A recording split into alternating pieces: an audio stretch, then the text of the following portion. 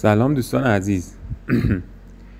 اینجا با یه ویدیوی جالب دیگه همراهتون هستیم و این بار قرار یه خونه قدیمی کاگلی رو با بیلبکو بزنیم زمین. اما صبر کنیم، این فقط یه تخریب ساده نیست، پشتش کلی نکته آموزشی و فنی هست که حتما باید بدونیم، مخصوصا اگه با پروژه های تخریب سر کار داریم. قبل از اینکه ناخن بیل مکانیکی نزدیک دیوارا بشه، باید اول یه نگاه دقیق به خونه بندازی.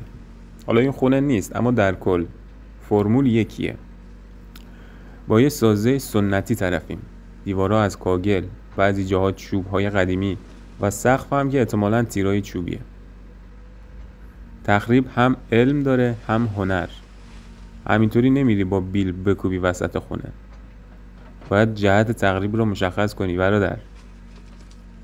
و معمولاً اولین قدم برای تخریب این جور خونه ها سبک کردن سقف و برداشتن تیرای چوبیه به صورت سالم. حالا با سابکار صحبت میکنه، اگه سالم خواست سالم، دیگه اکثرا سالم میخوان، و اگرم نخواست که دیگه از همون بالا با بیل میکوبی روی تیرا و همه رو تیکه پاره میکنی میندازی کنار. معمولا از بالا به پایین و از سمت ضعیفتر سازه شروع میکنیم و از سمتی که هیچ مانعی نیست. مثلا الان ببینید این سازه‌ای که ما میخوایم خراب کنیم، سمت راستش یه دیوار تازه ساخته، پس ما باید از سمت چپش شروع کنیم به تخریب که آوار بریزه سمت چپ. و اینو برادرانه بهتون میگم، موقع تخریب سعی کنید کمترین نیروی انسانی دور و براتون باشه و حواستون هم 6 دنگ بهش باشه که خدایی نکرده دچار حادثه نشه، حالا چه تو تخریب چه تو هر کار دیگه ای، چون هیچ کاری قابل پیش بینی نیست و وقتی که نیروی انسانی دور برته یا باید دست از کار بکشی که نیروی انسانی کارشو بکنه، بعد شما مجدد مشغول شی به تخریب کردن. خب ببینید اینا رو همه رو توی یک نگاه میتونی تشخیص بدی، یعنی کمتر از 1 دقیقه قشنگ اگه حرفه‌ای باشی یه نگاه به سازه بندازی میفهمی که آقا این الان باید چی کار کنم.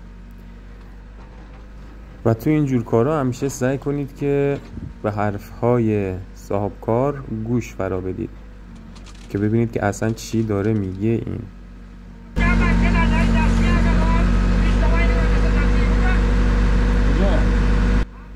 اینجا این بنده خدا داره میگه چند تا سنگ اون زیر خونه هست، کف خونه کار کردن که سنگای تخت خوبی هم هست، اونا رو من میخوام، و به زمان کرمانجی هم داره میگه دیگه باید اونا رو براش در بیاریم بذاریم کنار.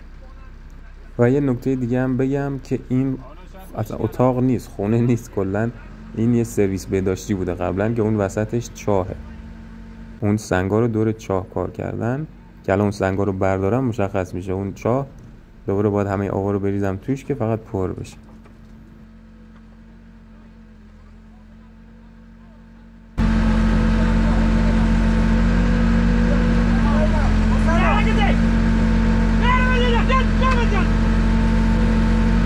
خب اینجا جا داره یه نکته دیگر رو هم بهتون یادآوری کنم برای ایمنی کار.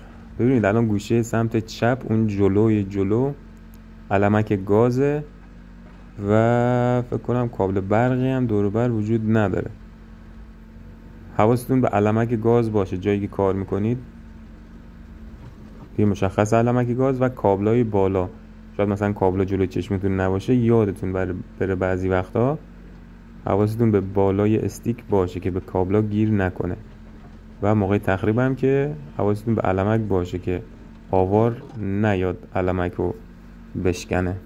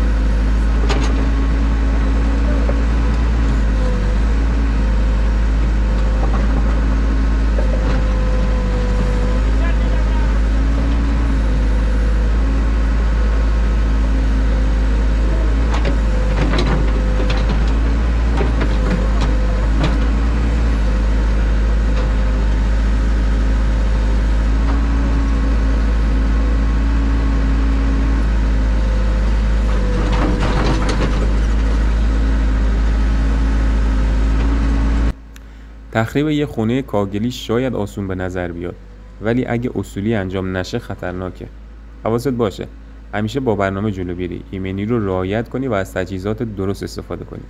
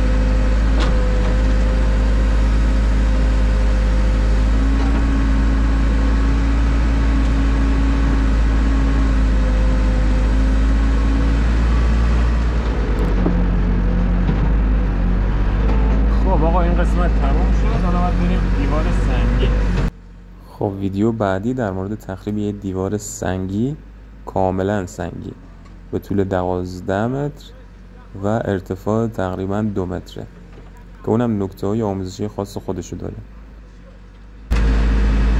گلاره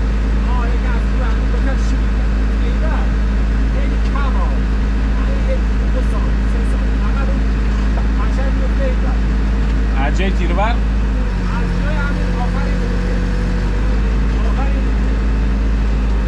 اینه بگو نه یا اینه بگو نه. اگه از این سبک ویدیوها خوشت اومده لایک یادت نره، سابسکرایب هم بکنی که تخریب های بعدی رو از دست ندی. مرسی که تا آخر همراه بودی. تا ویدیو بعدی خدا یار و نگهدار شما عزیزان و سروران. خب حالا باید بریم دیوار سنگی رو خراب کنیم، باره کنیم.